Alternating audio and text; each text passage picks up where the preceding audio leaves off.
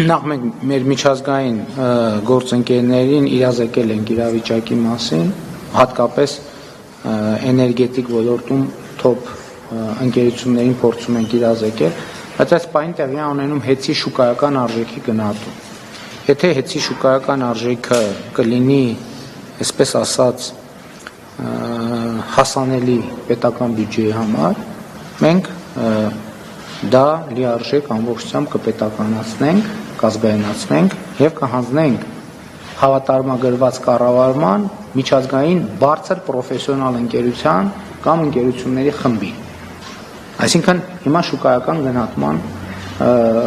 գործընթացն է տեղի ունենում, որովհետեւ հիմա նաեւ որոշ կարծիքներ են հնչում, բայց շատ նախնական, որովհետեւ կարող է պարզվի, որ հեծի ֆինանսական վիճակը այնքան վատ է, որ շուկայական արժեքը շատ ցածր է եւ կարելի է ուղղակի կառավարության որոշմամբ ինչ որ մի գումար հատկացնել եւ դա դասնել։ Չեմ կարող ասել, քանի դեռ թղթի վրա չկա այդ գումարը, խոսակցություններ կան, բայց ես հիմա որևէ բան չեմ ասի եւ այս առումով կարծում եմ, որ մենք մենք մեծ հաշվով շտապելու բան չունենք։ Հեծը պատկանում է այս պահին ըստ էության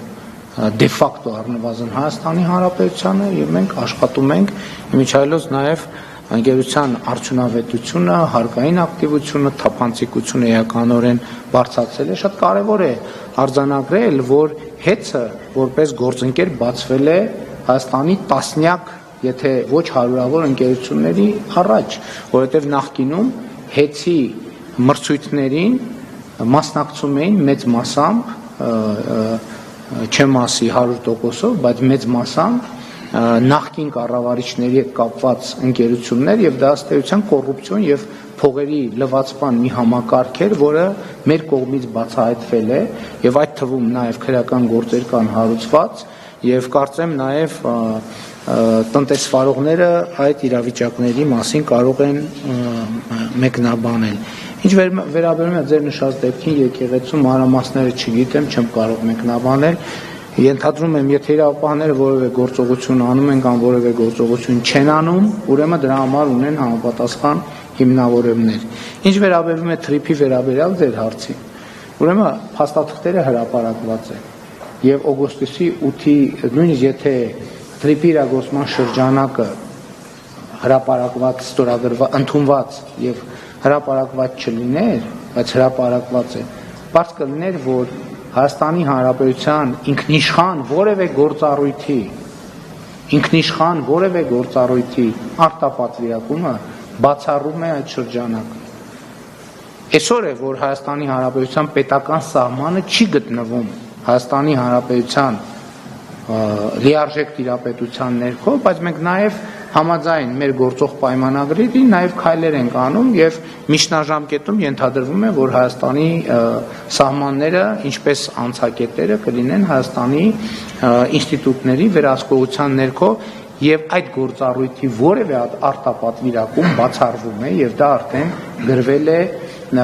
եւ հրապարակվել է Հայաստանի եւ Միացյալ Նահանգների կառավարությունների կողմից ընդունված փաստաթղթում եւ թրիփը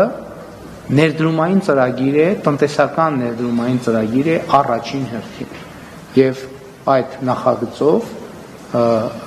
բազմամիլիոն 100 միլիոնների ներդրումներ են լինելու Հայաստանի Հանրապետությունում։ Ինչ վերաբերում է Ռուսաստանին եւ Չինաստանին, մենք շատ սերտ գործակցում ենք թե Ռուսաստանի, թե Չինաստանի հետ։ Մենք Չինաստանի հետ, եթե չի նկատվել, ռազմավարական երկխոսություն ենք սահմանել նախորդ տարվա օգոստոսին, սեպտեմբերին Չինաստան կատարած իմ այցի արդյունքներով եւ այդ փաստաթուղթը ընդունվել է Չինաստանի նախագահ Սի Ցզինպինի հետ իմ ունեցած երկկողմ հանդիպման արդյունքներով եւ ես այս տարի եթե հիշողությունս չդավաճանի 2-3 երկկողմ հանդիպում եմ ունեցել Ռուսաստանի Դաշնության նախագահի հետ, մենք մեր հարաբերությունները բոլոր ուղղություններով զարգացնում ենք։ Թրիփը ներդրումային խոշոր ծրագիր է, որը իհարկե անվտանգային խոշոր երաշխիքներ է բերելու իր հետ։ Գիտեք, Ամերիկայի նման պետությունը, որը ամբողջությամբ կառուցված է տնտեսական տրամաբանության վրա, եւ դա շատ լավ է, մենք էլ ենք ուզում մեր հայցակարգային փաստաթղթերում, եւ ես էլ ասել եմ, Հայաստանի Հանրապետության պետական շահը տնտեսական զարգացումն է։ Ոնց կարա Միացյալ Նահանգները տնտեսական շահ չունենա։ Դուք չեք հետևում քաղաքականությունների նախագահ Տրամպի։ Բոլոր իր որոշումները ունեն տնտեսական հիմնավորում, որովհետև Միացյալ Նահանգների տնտեսական զարգացումը, բարեկեցությունը եւ սրա համար անհրաժեշտ իհարկե նաեւ անվտանգությունը առաջնահերթություն են նախագահ Տրամպի համար, ինչպես բոլոր երկրների ղեկավարների համար։ Համենայն դեպս նրանք, ովքեր առաջնորդվում են սեփական երկրի շահերով։